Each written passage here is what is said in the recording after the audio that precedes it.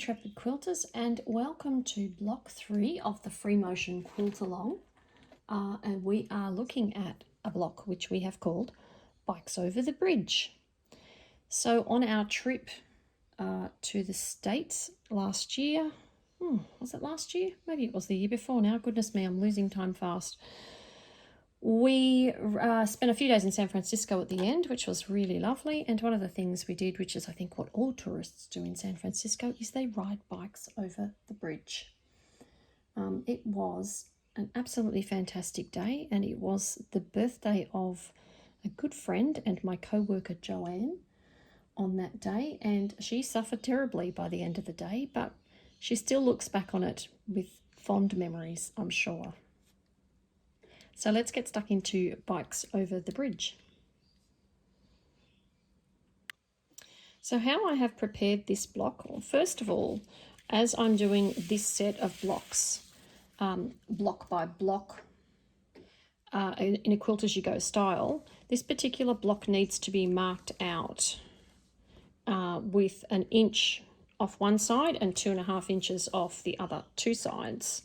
So that's something that you will see in the instructions, the final cutting list, which is on, there's a link to that at the bottom of this video, and there's also one on the Facebook page.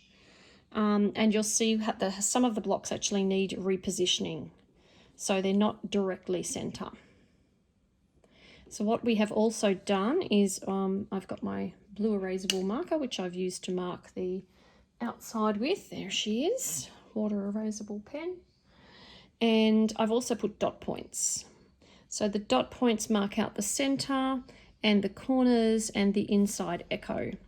I'm going to go ahead and do the ribbon candy design just freehand. I'm not going to sketch that out, but by all means, if it makes it easier for you to do it, go right ahead. There's no right or wrong with this one. And I've actually chosen to do something a little bit extra with this block. I'm going to do the ribbon candy. I'm going to do double ribbon candy, which you'll get to see at the end.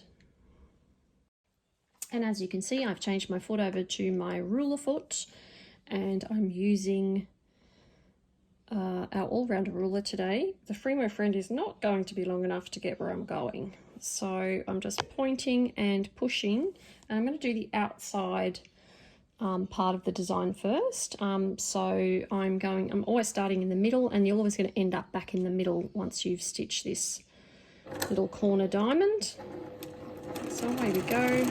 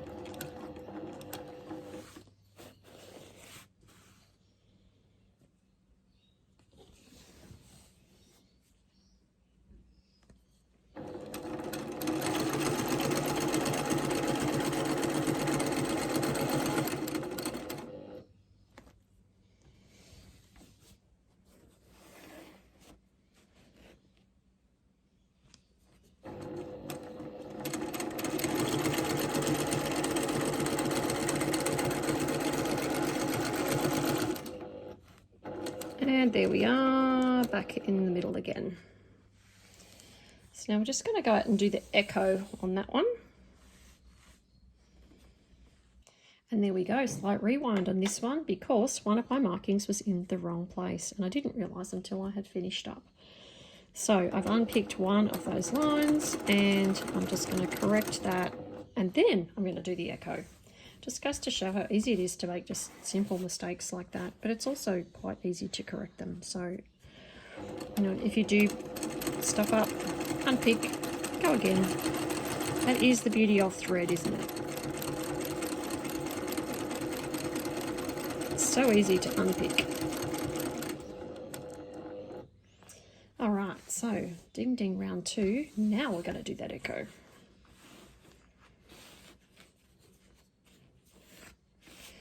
those threads out of the way, and now we're just going to do that little echo from dot to dot.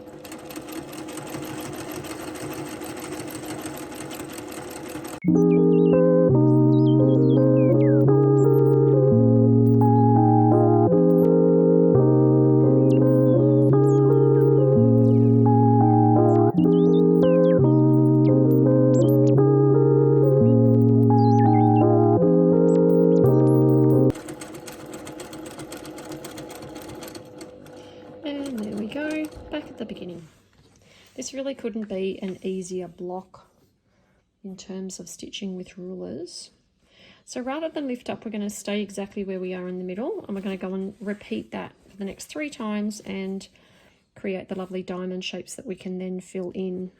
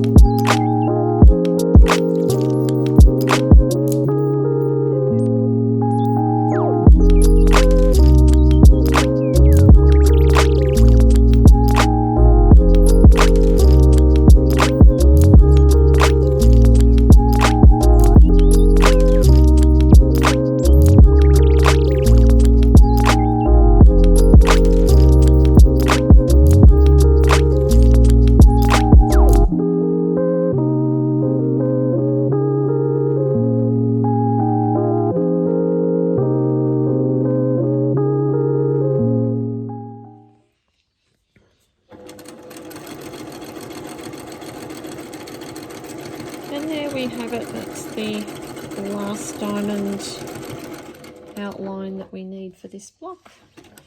So I'm going to remove my ruler foot, swap it out for my other quilting foot, and away we'll go, and we'll do the ribbon candy in the middle.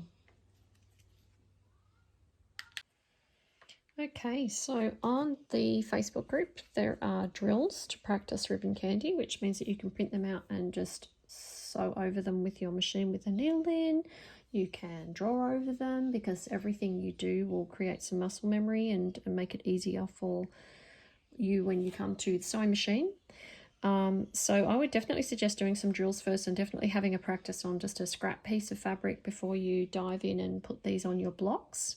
You do have a fair way to travel with your ribbon candy. These are quite wide, so that's going to be quite a way to go. You're really going to need to build up some speed to get across there. So I do suggest having a practice go first, maybe a practice with different widths as well, with different, I guess, points to ribbon candy to and fro.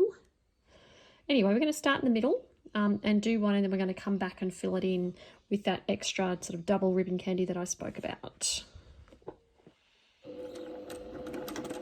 So you're going to start out fairly small and slowly.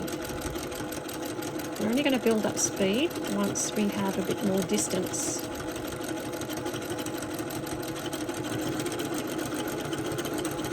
So you can already hear that my machine's going a little faster.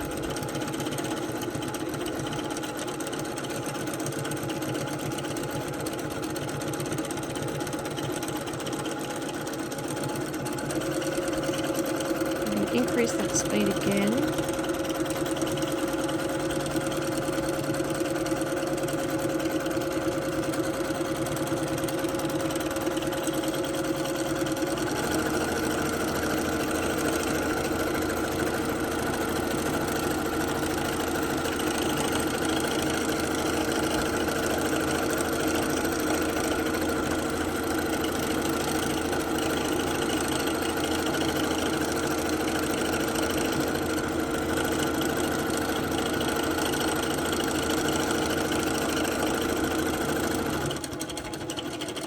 Down a little bit, because we are getting smaller and smaller now.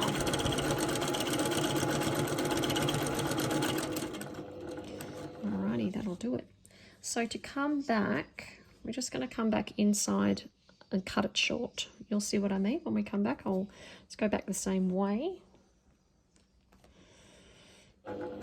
So obviously this is slow work when it's only tiny little ribbon candies like these, and again we're probably going to get a little bit faster as we move into the larger ribbon candy. So we're just kind of doing like an inner echo, crossing over, but it does create this very cool ribbon candy effect. Now, if you need to stop, obviously you're going to stop on one of these lines that you've already done so that you can take a break. You might want to reposition your hands and go again.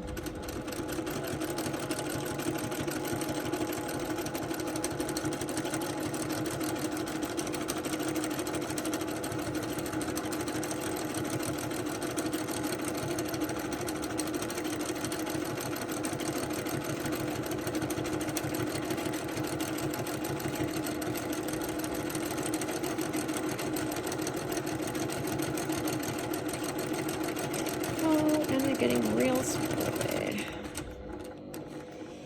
Okay, so you're getting the general effect there of what the ribbon candy is going to look like when you're finished. It kind of looks really funky. I like it. And there we go. When you're finished, you're going to end up with a block that looks a little bit like this. You can see this wonderful thread play that's happening in the center there. It's really radiating out, just like the spokes of a wheel from a bike. I hope you've enjoyed doing block number 3 with me. Block number 4 is coming up very soon.